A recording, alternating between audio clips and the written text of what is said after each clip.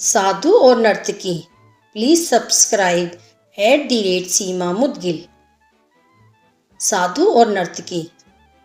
किसी गांव में एक साधु रहता था जो दिन भर लोगों को उपदेश दिया करता था। उसी गांव में एक नर्तकी थी जो लोगों के सामने नाचकर उनका मन बहलाया करती थी। एक दिन गांव में बाढ़ आ गई और दोनों एक साथ ही मर गए। मरने के बाद जब ये दोनों यमलोक पहुंचे तो इनके कर्म और उनके पीछे छिपी भावनाओं के आधार पर इन्हें स्वर्ग या नरक दिए जाने की बात कही गई। साधु खुद को स्वर्ग मिलने को लेकर पूरा आश्वस्त था। वहीं नर्तकी अपने मन में ऐसा कुछ भी विचार नहीं कर रही थी। नर्तकी को सिर्फ फैसले का इंतजार था। तभी घोषणा हुई कि साधु को नरक और नर्तकी को स्वर्ग दिया जाता है। इस फैसले को सुनकर साधु गुस्से से यमराज पर चिल्लाया और क्रोधित होकर पूछा, ये कैसा न्याय है महाराज?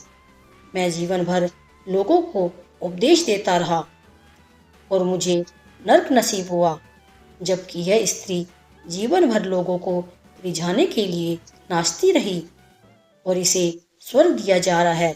ऐसा क्यों?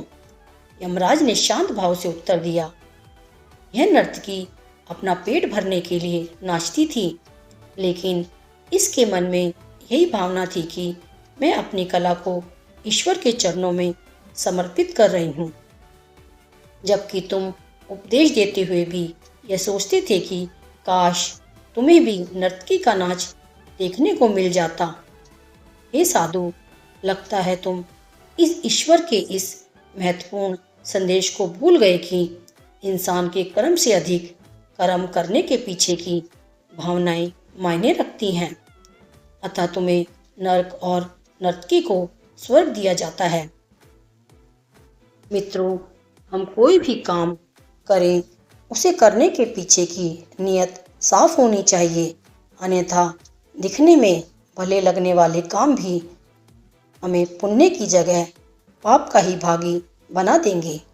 आपसे निवेदन है कि कृपया हमारे चैनल @सीमा मुदगिल को लाइक एवं सब्सक्राइब कीजिए और नई नई कहानियाँ पढ़िए, देखिए और सुनिए। यह कहानियाँ जो कि उदाहरण के रूप में हैं, यदि आप अपने बच्चों को और समाज में सुनाते हैं तो निश्चित ही सभी का बेहतर चित्त एवं चरित्र निर्माण होगा। आपका बहुत बहुत धन्यवाद। आपकी सेवा में सीमा मुदगिल।